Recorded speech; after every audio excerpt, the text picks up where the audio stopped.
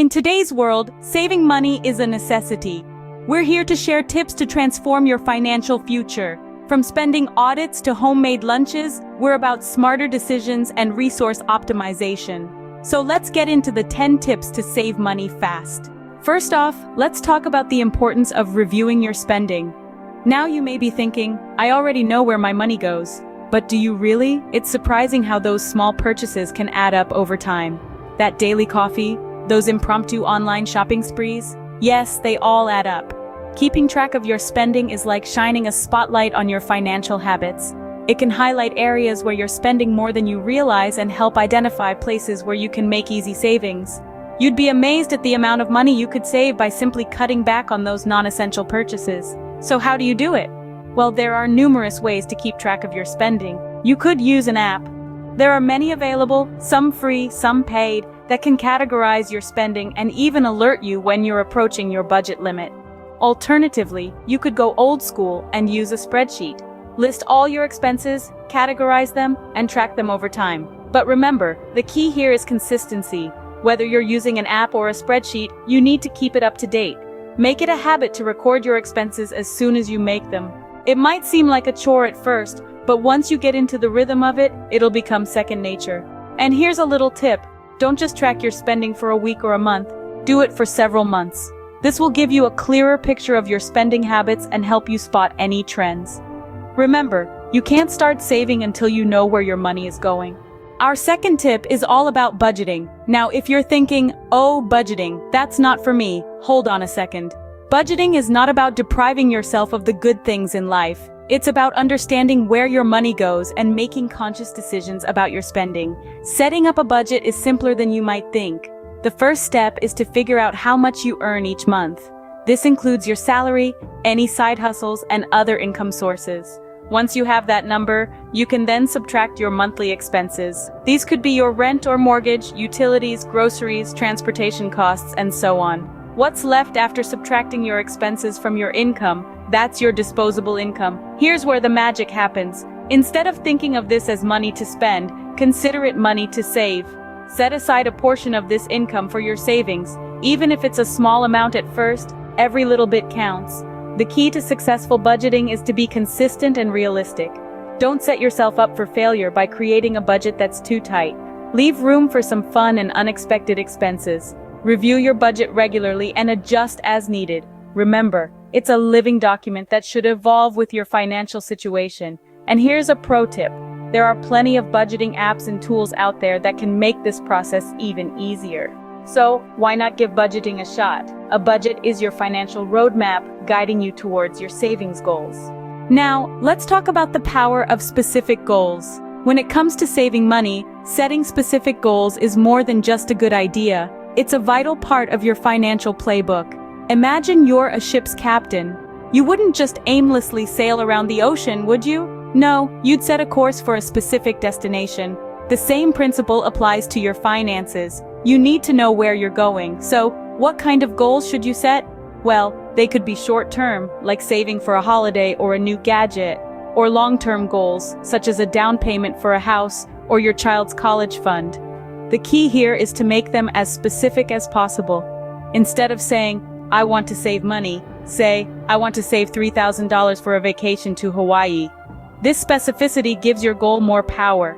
It becomes a tangible target, something you can see, feel, and work towards. It creates a sense of purpose and motivation. Every dollar you put aside brings you one step closer to that dream vacation, that house, or that secure future. But setting the goal is just the first step.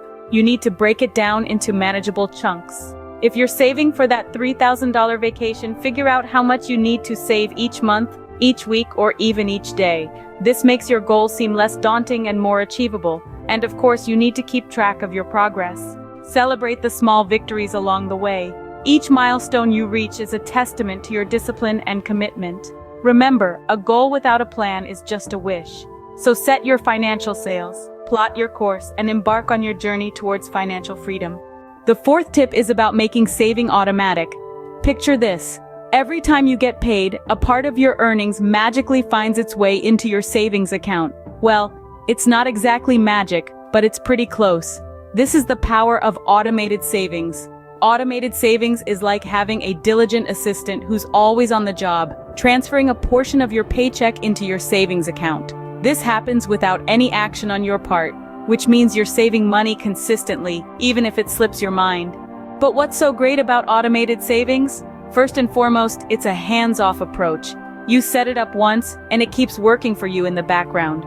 It's a set-and-forget system that ensures you're always putting money away for the future. Secondly, it helps you avoid the temptation to spend.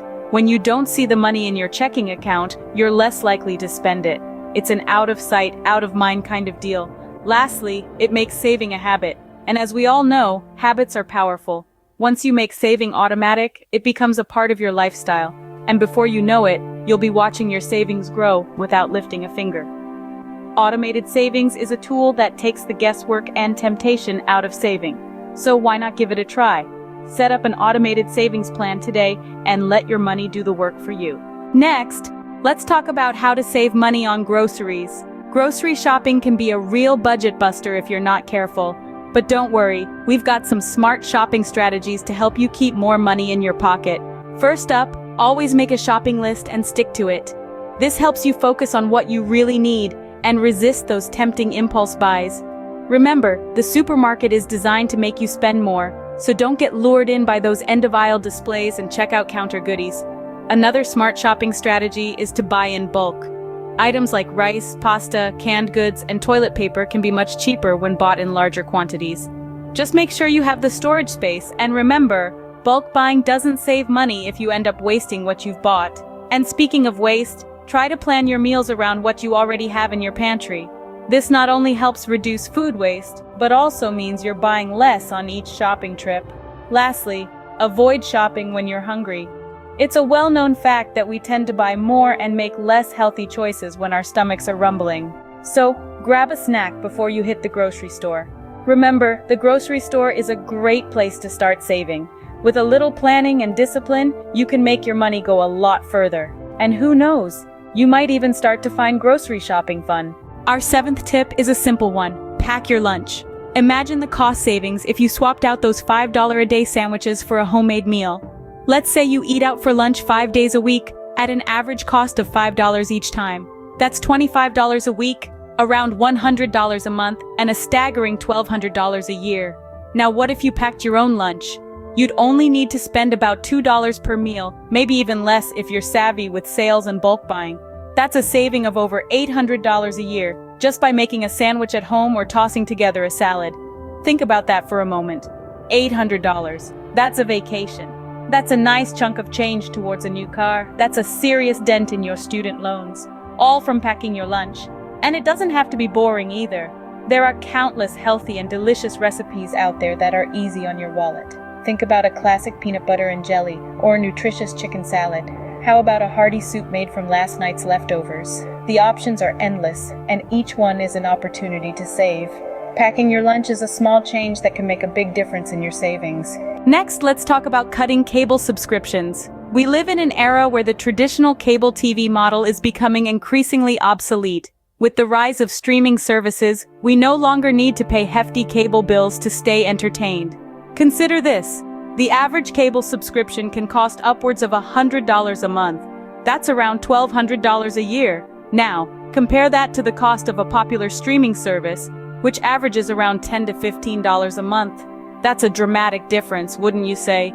But the savings don't stop there. Many of us forget about the hidden costs of cable, such as equipment rental fees, taxes, and other add-ons. These can make your bill even higher.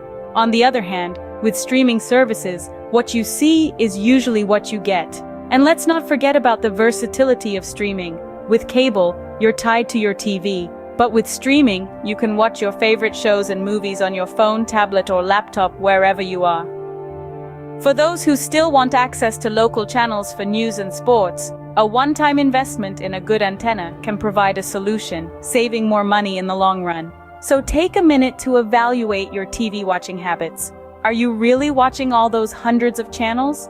Or are you mainly watching a couple of favorite shows? If it's the latter, consider making the switch. Cutting cable can free up a surprising amount of money each month. Our ninth tip is one of the most important: save for emergencies. You know, life can be pretty unpredictable. One day you're sailing smoothly, and the next, you're hit with an unexpected expense. Your car breaks down, your pet gets sick, or you lose your job. It's in moments like these that having an emergency fund becomes a game changer. An emergency fund is essentially a financial safety net. It's money set aside specifically to cover unforeseen expenses. Without one, you may have to rely on credit cards or loans, which can lead to debt and financial stress. So how can you start building an emergency fund? Well, it's simpler than you might think. First, set a goal. A good rule of thumb is to aim for enough to cover 3 to 6 months of living expenses. Next, start small. You don't need to hit your goal overnight. Even setting aside a small amount from each paycheck can add up over time. Remember, this fund is for emergencies only. It's not for vacations, shopping sprees, or dining out. Treat it as untouchable unless there's a real financial emergency. And finally, keep your emergency fund in a separate, easily accessible account. This way, you won't be tempted to dip into it for daily expenses, but it will be there when you need it most. An emergency fund is the best insurance policy you can have. With it, you can face the unexpected with confidence, knowing you've got a financial safety net ready to catch you. Finally, consider buying used items. Now, before you turn your nose up at the idea, let's clarify something important. Buying used doesn't mean you're compromising on quality. It simply means you're choosing to be savvy about where your hard-earned money goes. Take cars, for example. The moment a new car rolls off the lot, it depreciates in value by a significant amount. But a used car, it's already taken that initial hit. So, you're getting a car that's still in good condition, but for a fraction of the cost. The same goes for furniture and other substantial purchases. And let's not forget about the thrills of secondhand shopping, vintage clothes, antique furniture, and classic vinyl records. These are all treasures that you can't find in a new store. Plus, shopping secondhand is a fantastic way to reduce waste and contribute to a more sustainable future. So where can you find these used items? Well, there are plenty of places.